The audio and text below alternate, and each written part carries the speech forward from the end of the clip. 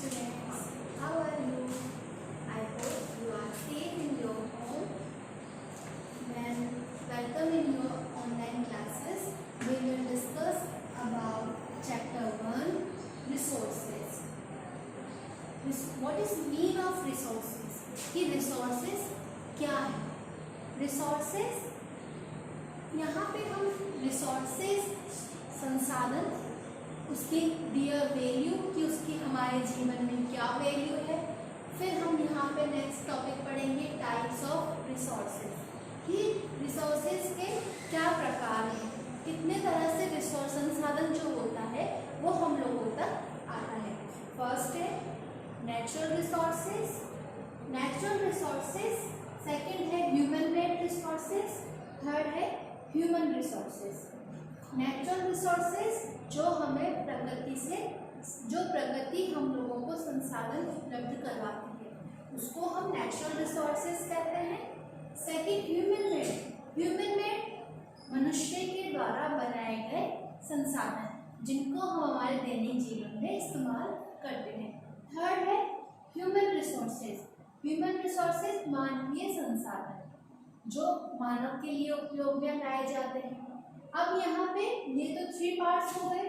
Next topic है कि हम नेचुरल रिसोर्स के भी हम उसको कितने भागों में डिवाइड करते हैं उनको हम यहाँ पे स्टडी करेंगे।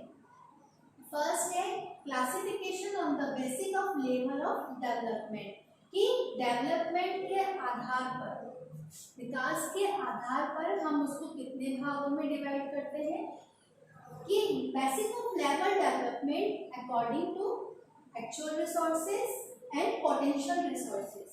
फिर नेक्स्ट टॉपिक है classification on the basis of organ कि हम उसको ऑर्गन के अनुसार, क्षमता के अनुसार बायोटिक एंड अबायोटिक। फिर है classification on the basis of the stock कि स्टॉक के अनुसार इनरिन्यूएबल एंड नॉन रिन्यूएबल। ठीक है, अब हम यहाँ पे फर्स्ट थे, हम यहाँ पे पढ़ेंगे resources. What is mean of resources? Any substance, material, living things and services which has usability, utility is called a resources।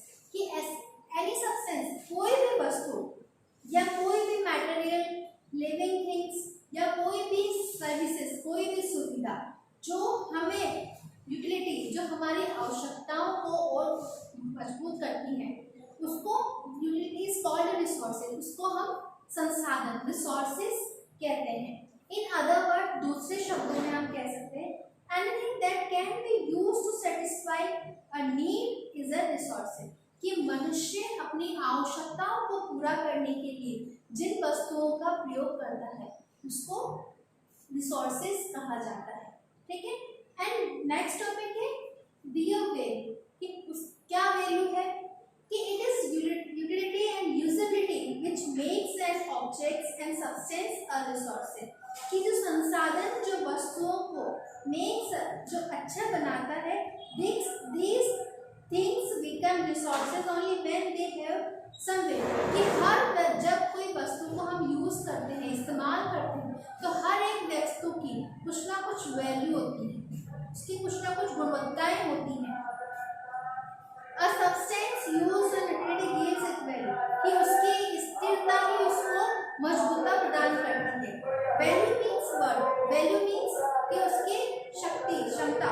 The value could be economic और moral necessities according to natural resources कि जो प्रकृति के द्वारा संसाधन हम लोगों तक पहुंचाए जाते हैं उन संसाधनों के द्वारा मनुष्य अपने जीवन में आगे की तरफ उन वस्तुओं को मॉरल नेसेसिटी कि उसको और अच्छे नैतिक कर्तव्यों की तरफ, आगे की तरफ बढ़ाता है। अब नेक्स्ट है टाइप्स ऑफ रिसोर्सेज कि हम बेसिकली रिसोर्सेज को 3 पार्ट्स में डिवाइड करते हैं। First natural, second human and third human resources.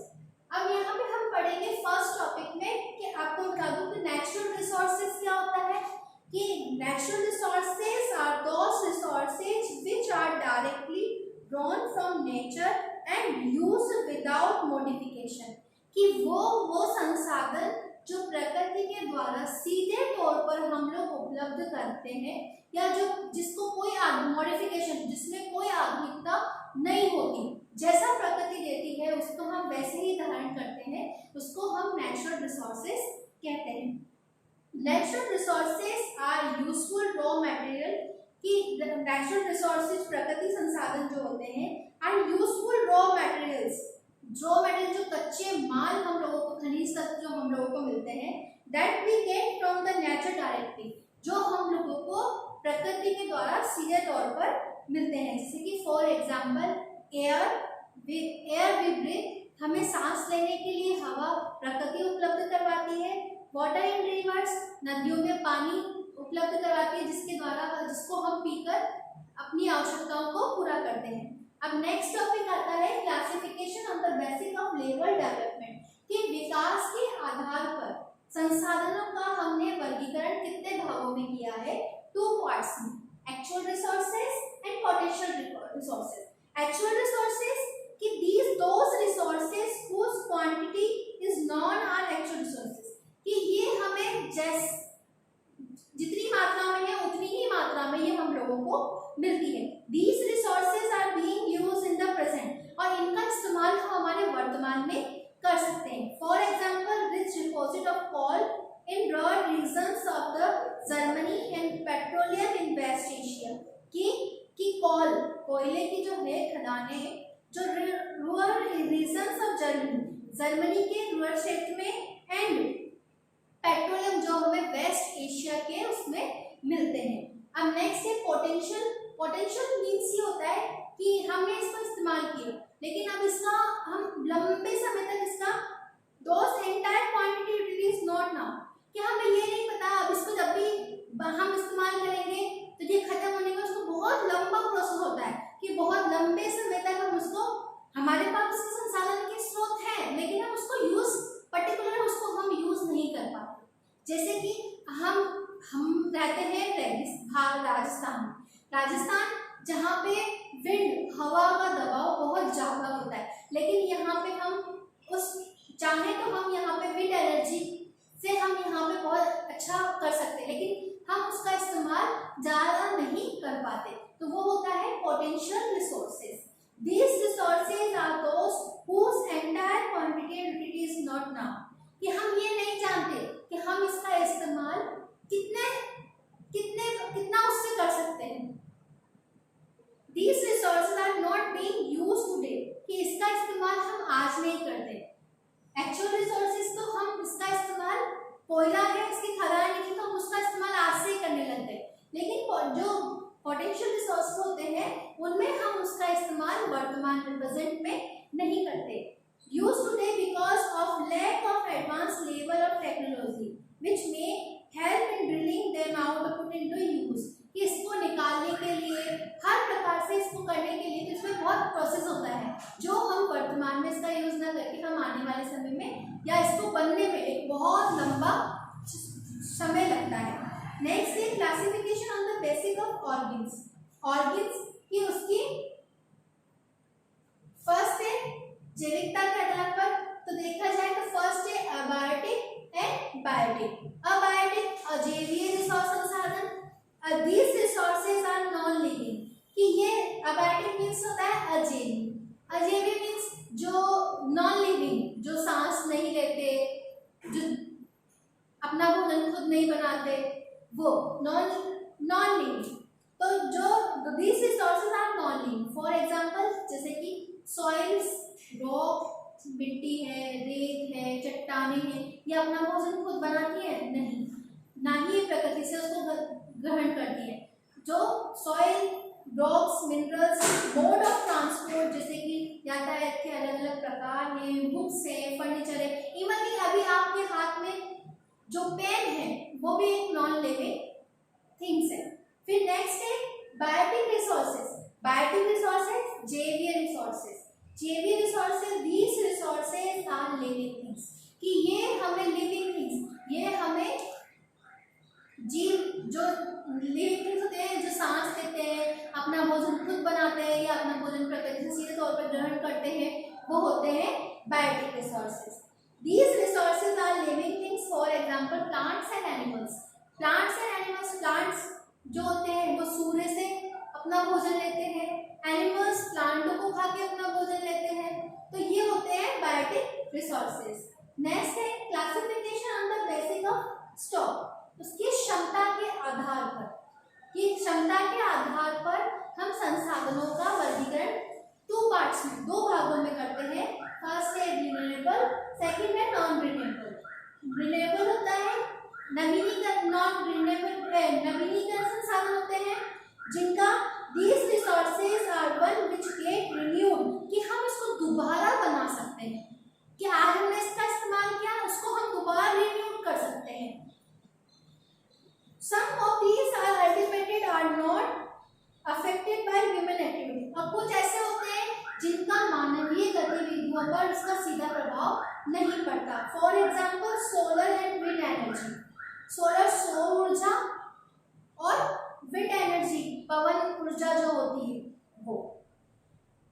But careless use and or consumption of the certain natural resources at a rate that exceeds this natural rate of the replacement can affect their stock। कि लेकिन इसका हम गलत तरीके से use, अंधाधुंध तरीके से इसका यूज करें तो हम इसको खत्म भी कर सकते हैं। हमें संसाधनों का, रिसोर्सेज का इस उपयोग उसी मात्रा में करना चाहिए जितनी की हमें आवश्यकता हो। ऐसा नहीं है कि हम उसकी, हमें आवश्यकता तो कम है लेकिन हम उसका यूज बहुत ज्यादा कर रहे हैं। तो रिन्यूएबल में कुछ रिसोर्सेज जिनको तो हम आज यूज करके हम उसको दोबारा रिन्यू कर सकते हैं, लेकिन बहुत सारे रिसोर्सेज नॉन रिन्यूएबल रिसोर्सेज जिनमें हम उनको एक बार इस्तेमाल करके दोबारा उसका रिन्यू नहीं कर सकते। तो रिन्यूएबल रिसोर्सेज फॉर एग्जांपल जैसे कि water look like ultimately renewable resources, but today pollution, shortage, drying up natural water sources have become a major situation in many part of the world। कि water looks, पानी जो है ये एक non renewable resources है, but आज के जो पॉल्यूशन है, प्रदूषण है, जिसके कारण, शॉर्टेज के कारण हमारे यहाँ पे पानी की समस्या उत्पन्न होने लगी है, जिस कंडीशन का भुगतान हमारे विश्व के बहुत सारे देश कर रहे हैं। नेक्स्ट है non renewable, these resources have a limited stock. कि रिन्यूएबल में तो हमारे पास स्टॉक बहुत ज्यादा है कि हम उसको बना सकते हैं या कर सकते हैं, लेकिन नॉन रिन्यूएबल रिसोर्सेज जिसका स्टॉक क्षमता जो है हमारे पास बहुत कम है।